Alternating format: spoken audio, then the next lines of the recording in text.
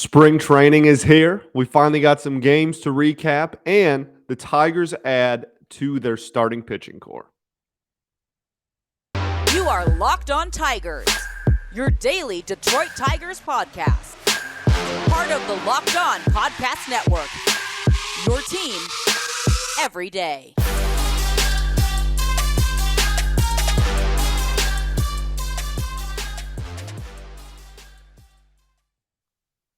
What is up, everybody? We are back for another edition of Locked On Tigers. I'm, of course, your host, Scott Bentley. Today is Monday, March 21st. That's the word. First, 2022. Thanks for making Locked On Tigers your first listen every day. We are free and available wherever you get your podcasts, including YouTube. We're on the tube, baby. I'm in a different location today. I kind of bounce around, man. I record in a lot of different places, but this one's got some Tiger stuff behind me, so it looks kind of cool. A little bit of orange wall action. We're really living life at the moment. This episode is brought to you by BetOnline. BetOnline, as you've covered this season with more props, odds, and lines than ever before. BetOnline, where the game starts. We made it, everyone. Cheers. We made it. This is water.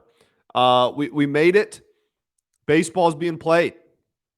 We got some games to recap for the first time in what feels like forever.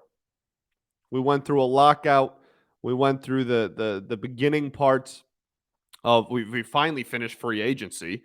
We went through, I guess technically, pretty much everyone that's signed is going to sign, I think. I think we pretty much wrapped up all of free agency around the league. The Tigers are definitely done. And they're definitely done because they finally got a little head nod action going. Got their fifth starter. Michael Pineda is a Detroit Tiger. We're going to kick off with that, and then we'll get into, I think we're going to do Friday and Saturday's games in this episode. And then for Tuesday's episode, we'll do Sunday and Monday's games. And then we will also talk on Tuesday about the Minnesota Twins, because it's impossible to not talk about them at this point. But that's for tomorrow. For today, we're talking Michael Pineda. He's officially a Detroit Tiger, signed a one-year deal with some incentives that all are at or around $5 million between salary, incentives, etc. But he's here.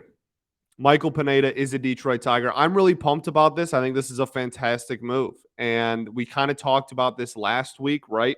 When we were breaking down the potential signees for the fifth man in the rotation. And I think everybody knew.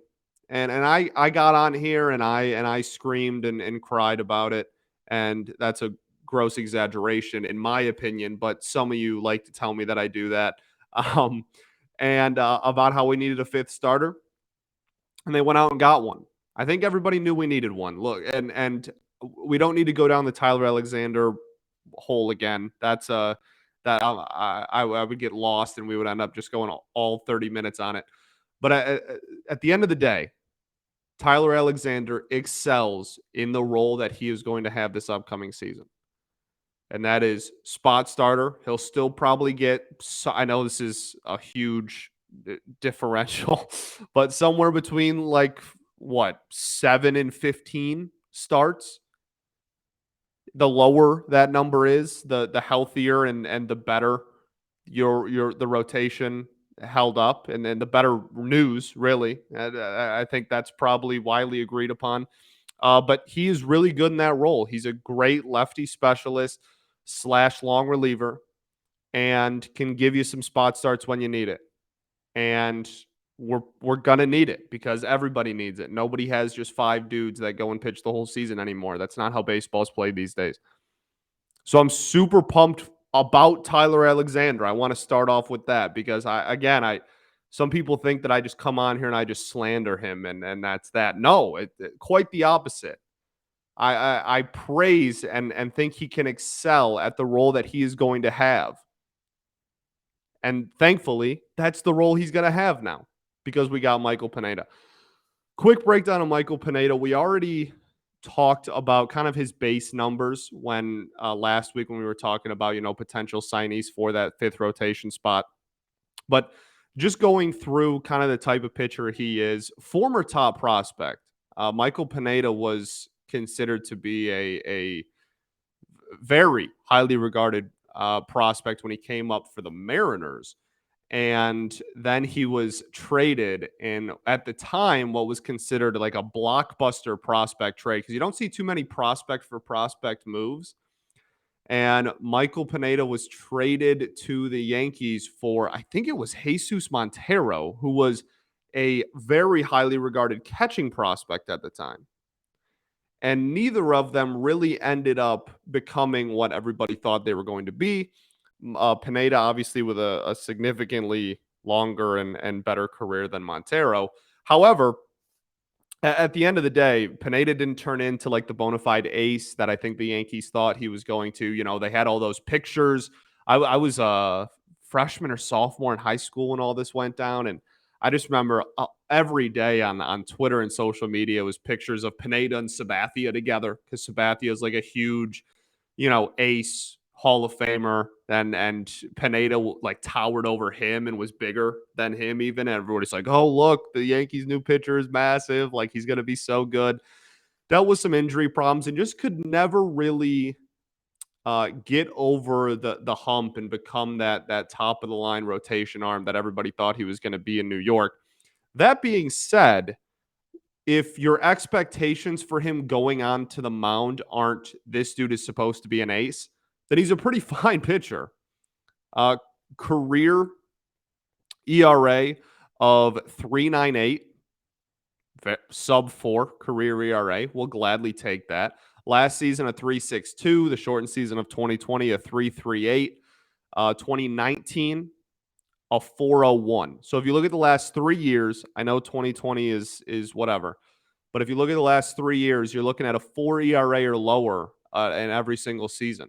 You will gladly take that out of a dude that's going to be our fourth pitcher. And then he's going to be our fourth pitcher in our he's going to be SP4 because Matt Manning is going to be 5. Look, it's significantly easier to limit innings, to just kind of, I mean, for lack of a better term, baby a fifth starting pitcher in your rotation, because if you have 2 days off in a row or a day off, honestly, you can skip him, you can skip a start and go back to your ace, go back to Erod at the top, and it's still only 5 days off. It's just a lot easier to manage the innings of whoever is at fifth in your rotation. So Pineda is going to be the fourth starter, I would imagine. And I'm really pumped about it. And some people have some concerns with his peripherals.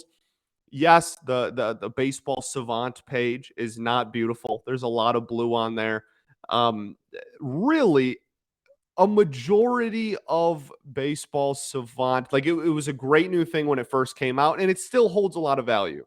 I'm not trying to say that, baseball savant isn't a great tool to utilize, because it is. It's really cool to look at that kind of stuff and figure out where they fall compared to the rest of the league. But really, a majority of that stuff, when you're talking about pitchers alone, a hefty majority of that is really just based on how many swings and misses the guy gets. That's a large majority of all those stats. Not all of them, but almost all of them really just come back to, does he get swings and misses? And Michael Pineda, while again, when he was in New York and in his mid-20s and everybody thought he was kind of the next guy, had some really good strikeout seasons. 2016 had over a 10.5 K per nine. Has had that ability in the past. But between injury, a lot of injury problems, honestly, for Pineda over the years. But with all of that, the velocity is not, he's not pumping 98, 99 consistently like he was when he was younger. And so the strikeout numbers last year, they were 7.24 K per nine. Comfortably the lowest in a legitimate full season of his career. In 2014, he had a 7, but that was only in 76 innings pitched. So, I mean, I think that this is still more than fine. He's not going to be a big strikeout guy, but he's your SP4, right? He's your fourth starter. I don't need you to go and have a 10K per nine. Also, when you look at the market, no one else was really available to bring in that was going to be more than a starting pitcher 4 or 5 for your team. And Pineda is good. Again, sub 4 or sub 4 ERA each of the last 3 years. Some people looked at his FIP and his kind of those metrics, his predictive metrics as well. 4.96 expected ERA. That's obviously a lot higher than his ERA. His FIP was a 4.21 last year. His xFIP was a 4.29. I understand. I love FIP. Great stat. Beauty, right? And I understand that looking at that, you're like, okay, his FIP has been higher than his ERA each or last season. It was actually lower in 2020, but again, weird year. And then in 2019, it was pretty much the same. The FIP and the ERA were almost identical to each other. So my point is, you're putting him in Comerica. You're putting him in the AL Central. I'm okay with a guy that has a FIP that's higher than his ERA if you're putting him in Comerica. I'm confident that he will be able to maintain that. Am I expecting a 3.62? No. But will I gladly take a 4 ERA out of Michael Pineda if he stays healthy and can give us 25 starts? Hell yeah, I will. And you all should too. This is a great move, man. This is a really great move. He's not going to get the swing and misses. He's not going to get a ton of strikeouts. So what? If he keeps the ball in the yard, which he's going to play in one of the biggest parks in baseball for half of his starts, there's nothing that says he can't be wildly productive here. I'm really pumped about it. I think it's a fantastic move. He was the guy I had my eye on really the whole time after the lockout ended. The Pineda and Montas thing, we were in talks with them. I am led to believe that those returns would be pretty high and we would get rid of some prospects we don't want to. I think we're still building up. There is a time in a rebuild when you exit a rebuild where it then is beneficial to you to move prospects for current talent. There is a timeline for that, right? The roller coaster of rebuild, competitive, etc. We are still trending upwards. I don't think we're in the business of trading too many top 10 prospects in the organization right now. I love the signing of Michael Pineda. I'm really pumped about it. And I think he's going to be a great addition to an already really exciting rotation going into this season. Beauty. All right, let's get into some spring training games. But first, I got to tell you all about betonline.net. College basketball's tournament's here, baby. What a wild March. This is March, baby. From the latest odds, contests, and player prompts, betonline.net is the number one source for all your sports betting needs and info. BetOnline remains the best spot for all your sports scores, podcasts, and news this season. It's not just basketball. BetOnline is your continued source for all your sports wagering information needs, including live betting and your favorite Vegas casino games. Head to the website today or use your mobile device to learn more about the trends and action. BetOnline, where the game starts. All right, everybody, we're back. Segment 2 of Locked On Tigers. Let's get into some spring training games. Thanks for making Locked On Tigers your first listen every day. Locked On MLB Prospects, hosted by Lindsey Crosby.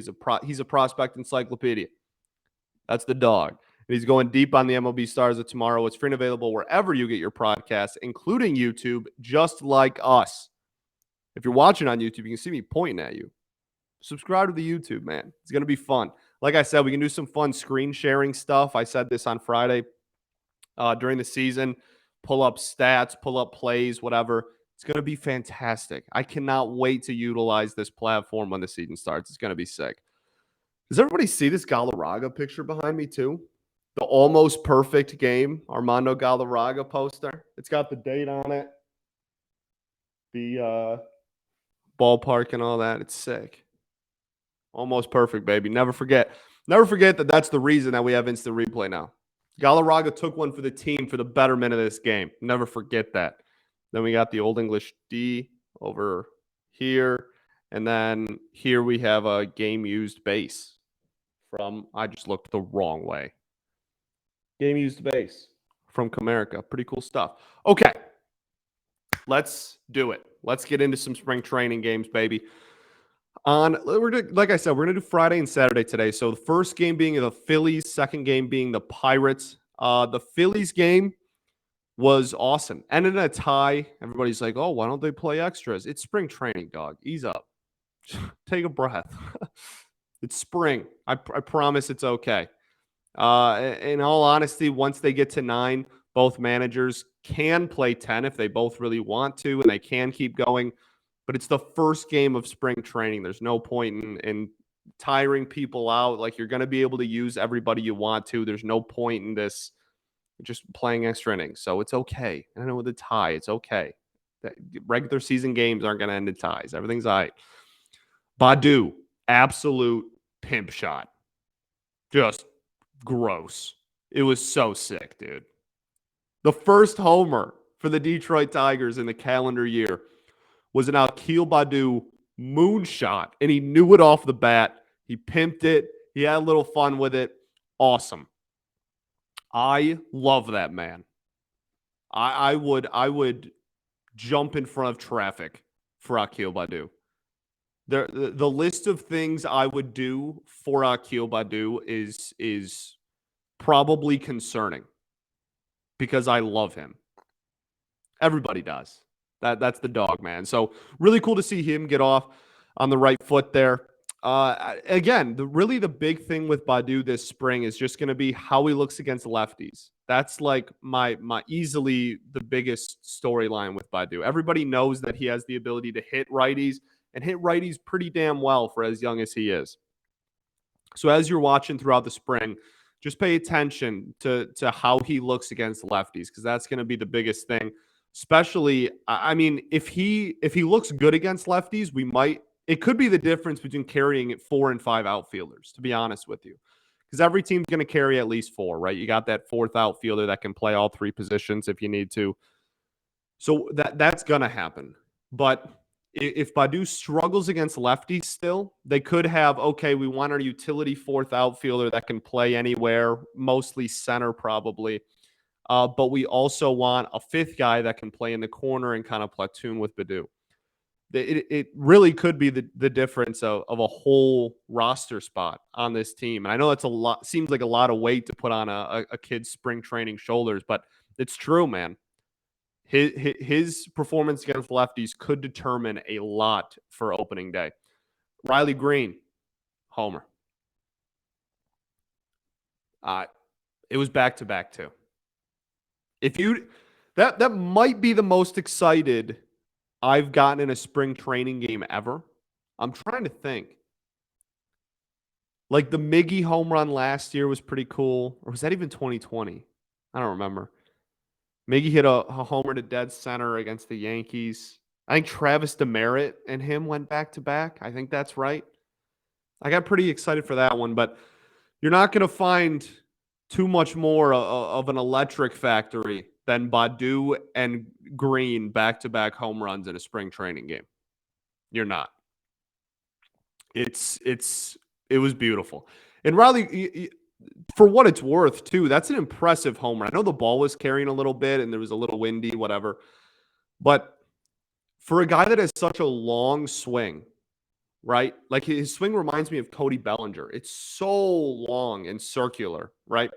So for a guy that has that type of swing, to be able to have the bat speed to take an inside pitch and go the opposite field with that long of a swing is unbelievably impressive. Like, I'm not sure the general public realizes how ridiculous of a home run that actually is. I know, again, the ball was carrying, it barely got out, it's spring training, whatever you want to say, sure. But driving a ball that far, even if it ended up being a flyout, driving a ball that far on your inside hands when you got that long of a swing is remarkable and unbelievably impressive. Riley Green is him. He is him. He is him. He's going to be unbelievable, man. Daz Cameron played in this game, drew a walk, pretty cool. Really, we'll get to him on tomorrow's show. When did he have the big game? Was it against Pittsburgh or was it Sunday? I don't remember. Regardless, we'll get to him later. Cody Clemens home run. Cody Clemens, another dude to watch, because we kind of talked about it in the 40-man roster breakdown, but he's a dude that could be playing I I don't know if I'm convinced that he's going to be able to make the team out of camp. But if he has a really good spring and then carries that over into a hot start in the regular season, Cody Clemens could get a very healthy amount of playing time at the MLB level this year.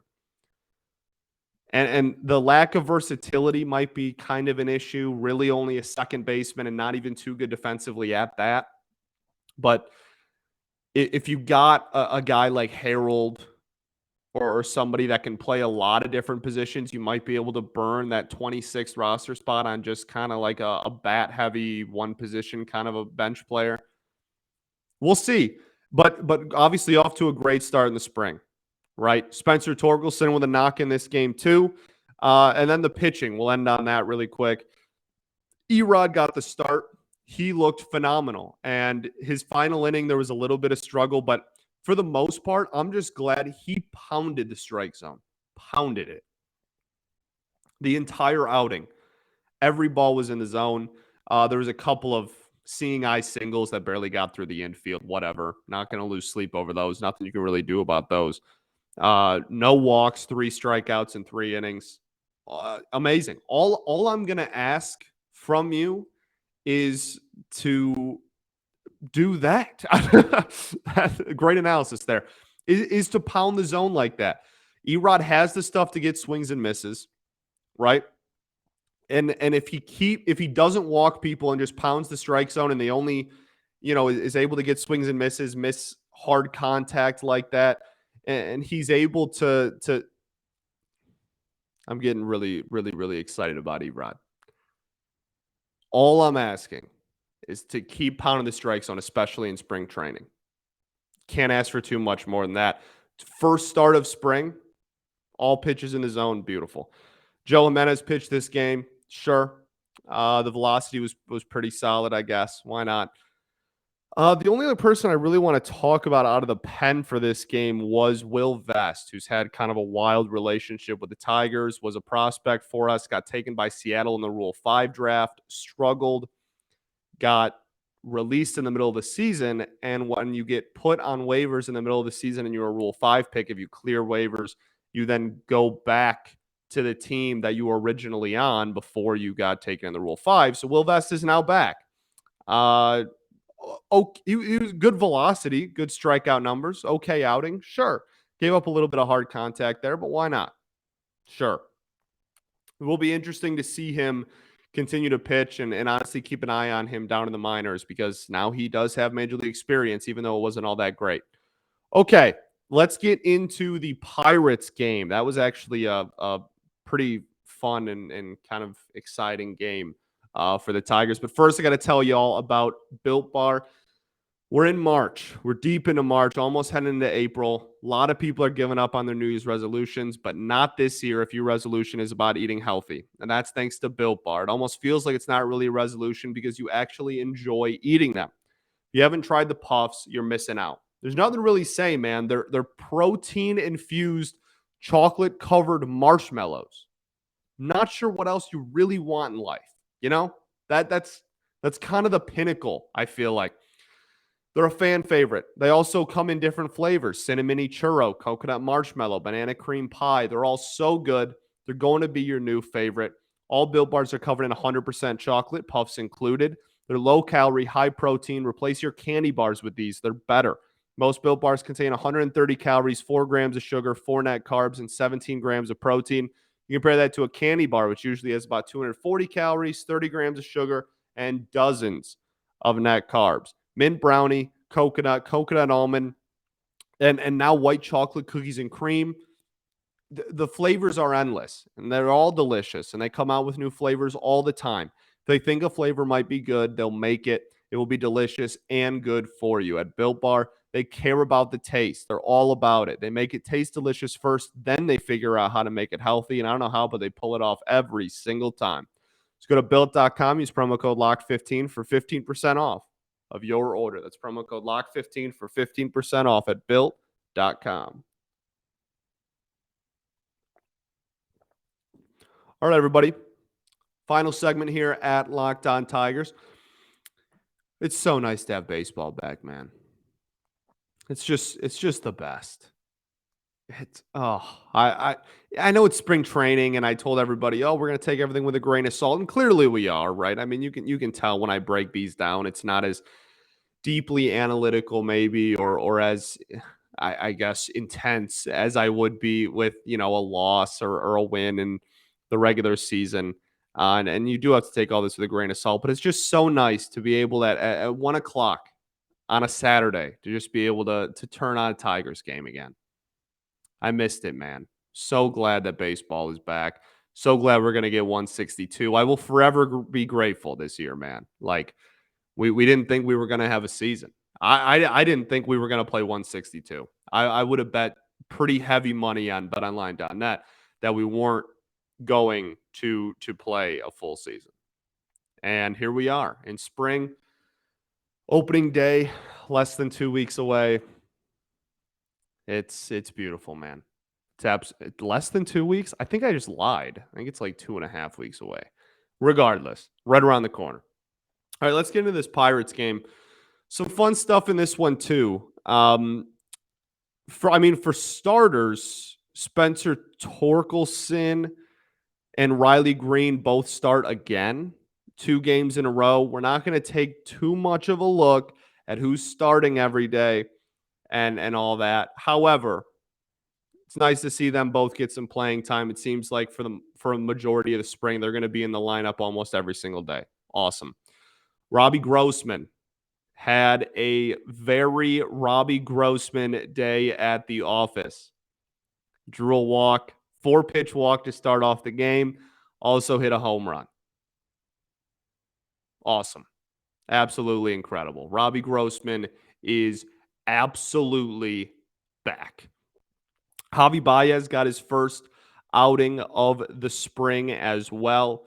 Also, an interesting thing, Riley Green drawing a walk. I mean, that's always, we'll gladly take that. I think it was technically, can't remember if it was a hit by pitch or a walk, man. My memory is shot clearly. Goodness gracious. That was literally 2 days ago. I think really the biggest thing I want to cover in this game is the pitching. The offense, there isn't too much to report on the offensive end. It was cool to see Javi out there for the first time, obviously. Riley Green got a hit.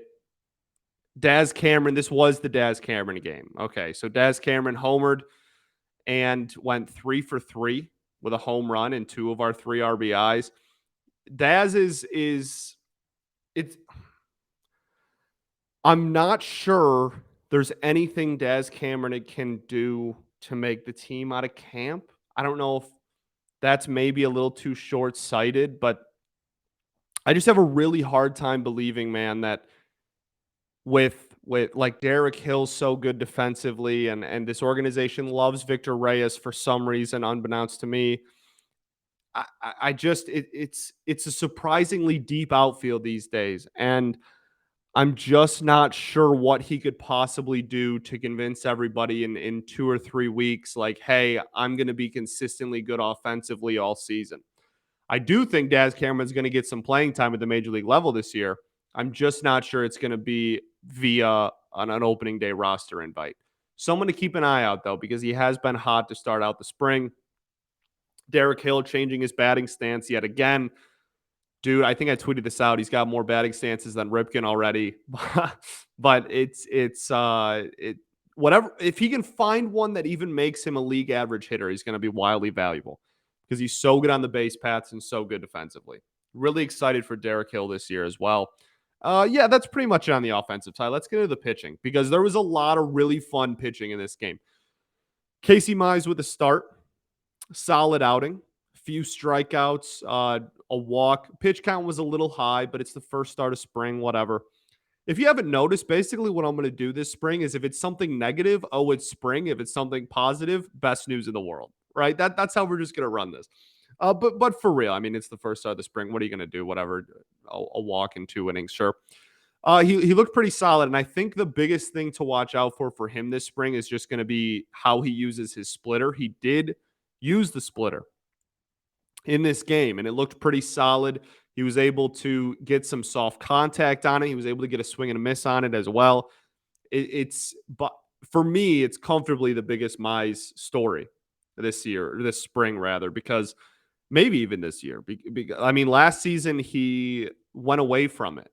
In the middle of the season, he kind of went away from it and was still really productive and became really good at inducing soft contact. But um, the splitter was the pitch. Like, it was the most advertised pitch in the entire organization. And then one day it just kind of went away and he just kind of stopped using it. So definitely something to keep an eye out for going forward is just how Mize uses that. Alex Lang, nasty stuff. Nasty stuff, man. And I know he kind of got knocked around a little bit, gave up, I think he gave up a long ball. But you watch him and you can just tell that if he can just figure out the command a little bit more, he can be so effective, man. Like, his stuff is disgusting. It dances like it's a prom queen. It's unreal. So I'm very excited every time Alex Lang comes out of the bullpen. I get pumped up. That's the dog. I've hung my hat on him since he was kind of in the minors as a guy that is someone to watch out for, and I do think that he can be wildly effective. The stuff is too good for him not to be able to. Just got to work on the command a little bit. He left a fastball, cut a little bit too much of the plate there. Not the worst pitch in the world. It wasn't middle or anything, but it was a high fastball that I think he wanted to go high and outside with. I think that's where catcher was setting up. I think it was Garneau, but I can't remember honestly. I think he wanted to go high and outside, and he just went high and middle, and it wasn't high enough either. Right? Probably should have been a little bit closer to the neck area. It was a high strike, and it just got punished. So just got to work on command. Just got to work on command for Alex Lane. Geez. Jason Foley pitched in this game, another guy that a lot of people are pretty excited about. Has some pretty decent stuff too. He's a lot more under the radar than I think a lot of the other bullpen pieces this spring. But Jason Foley is he's a dude, man. He's a dude, and he's got some command issues to work out for himself as well. But I think all of these guys really are going to get playing time at the major league level. So really fun pitching slate in the Pirates game between those guys, and I think that Foley and Lang will both get looks at the major league level this year. That'll do it for today's show. First two spring training games in the books. Tomorrow, we are going to cover the Sunday and Monday games and then get a little bit of breakdown on the Minnesota Twins, like I said at the beginning of the show, because the Minnesota Twins, man, unbelievable. Unreal. The Twins, unbelievable. So we're getting to that in Tuesday's show.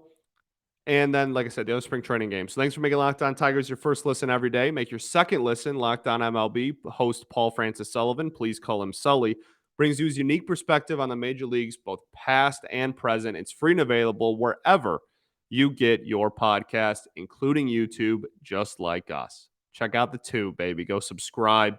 Leave a review on stuff. You guys are pretty good about leaving reviews anyway. Especially the negative ones. You guys are great at those. But we really have a great support system. I get tons of positive feedback. So I really do appreciate you guys like crazy. Yeah, we'll be back tomorrow, baby. Let's ride. Peace and love. Going to therapy's dope. I'll catch you all then, baby. Go Tigers.